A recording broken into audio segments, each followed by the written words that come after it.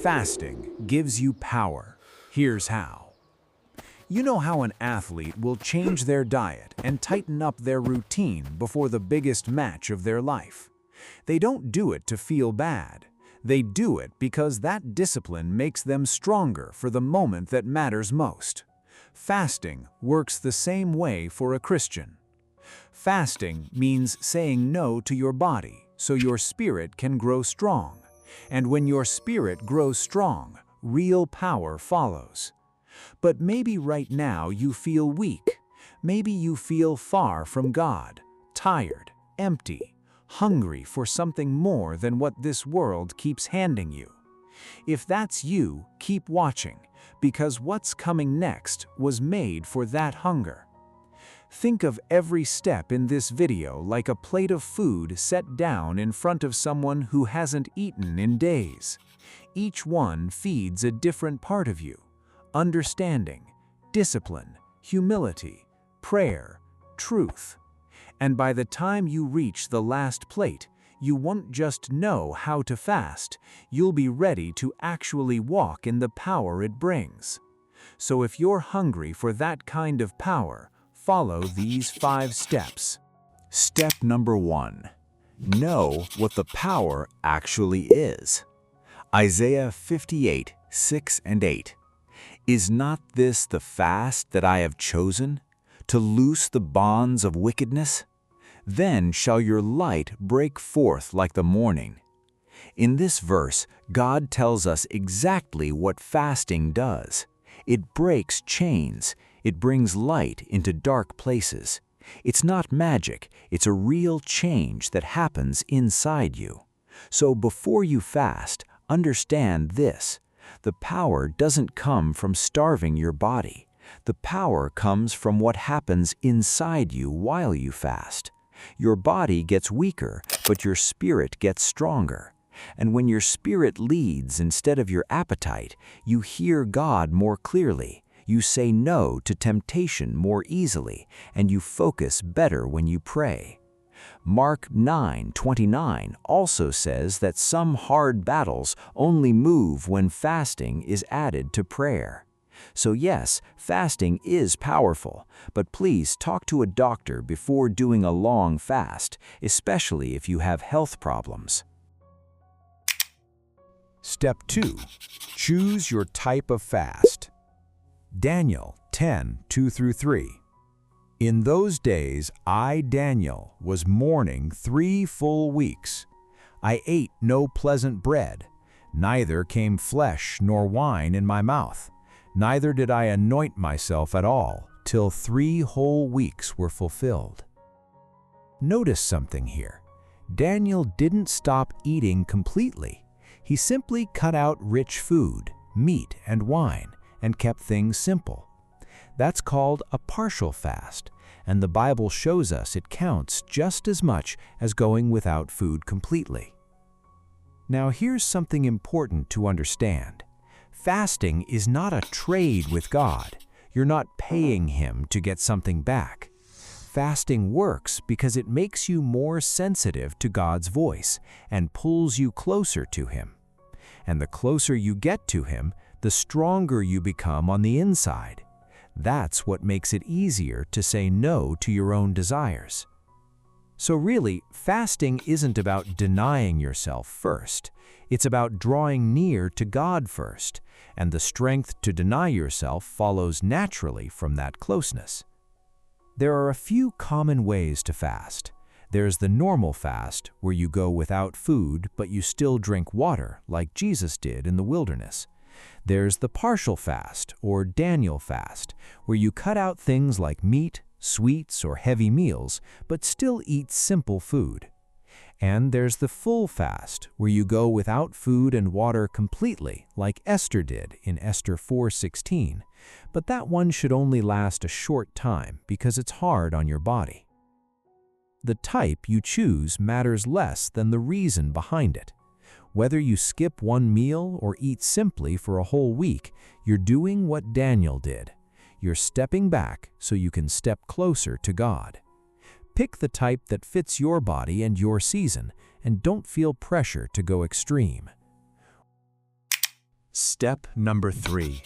Stay quiet about it. Matthew chapter 6, verses 16 through 18. Moreover, when ye fast, be not as the hypocrites of a sad countenance, but thou, when thou fastest, anoint thine head and wash thy face. Jesus is very clear here. Don't make your fast obvious. Don't wear it like a badge. Wash your face, act normal, and keep it a secret between you and God. This step matters more than people think, because the power we're talking about doesn't come from other people noticing you. It comes from a quiet, private moment between you and your Father. So if someone offers you food while you're fasting, you don't need to lie and say you're not hungry, but you also don't need to explain yourself. A simple, "I'm good for now, thanks," is enough. Keep your eyes on God, not on who's watching you. Step number 4. Fill the emptiness. Matthew chapter 6, verses 17 through 18 says something else worth pulling back into this step.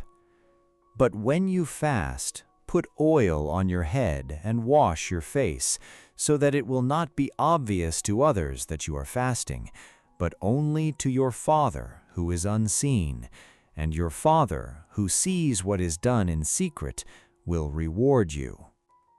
In Bible times, oil wasn't just for looking good.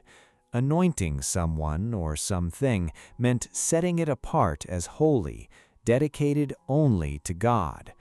So when Jesus says to anoint your head while fasting, he's saying treat this time as set apart, holy to the Lord, every hour of your fast.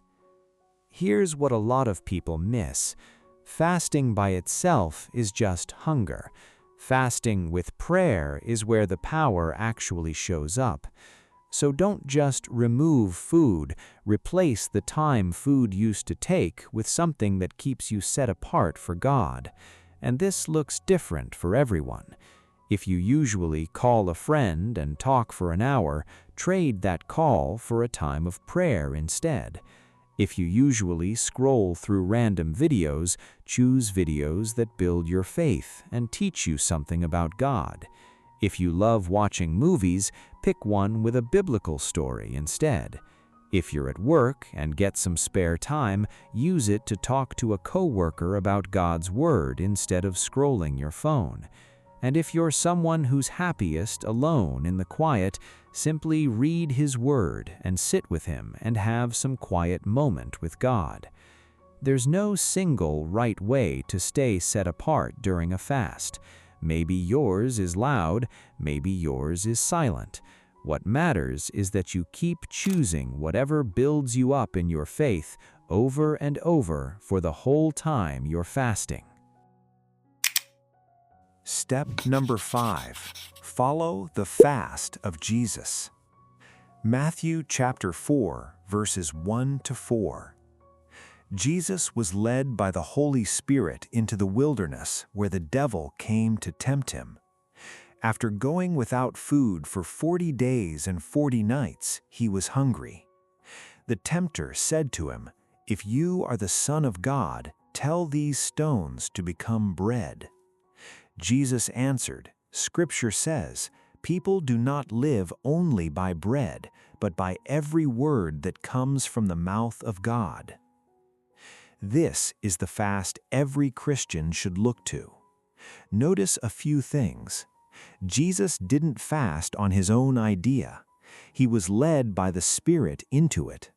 And right after his fast, when his body was at its weakest, the devil showed up with temptation. That part matters.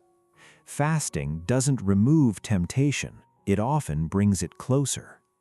But look at how Jesus fought back. He didn't argue with the devil using his own strength. He used God's word. That's the real lesson here.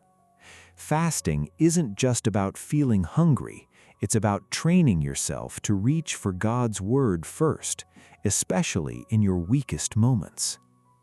So when you fast, expect that your hardest thoughts and biggest temptations might show up right when you're weakest. And when they do, don't fight them with willpower alone. Fight them the way Jesus did, with Scripture, with truth, with the Word of God in your mouth. So, if you want to walk in the power that fasting can bring, follow these 5 steps. You already know what the power of fasting actually is. It's a real change that happens inside you. Choose your type of fast, stay quiet about it, fill the emptiness, and follow the fast of Jesus. You can fast before big decisions, before stepping into something that scares you, and during seasons when you feel far from God. Every single time you do so, you will become more sensitive to His voice and closer to Him than when you started. Always remember, stay connected with God and stay blessed.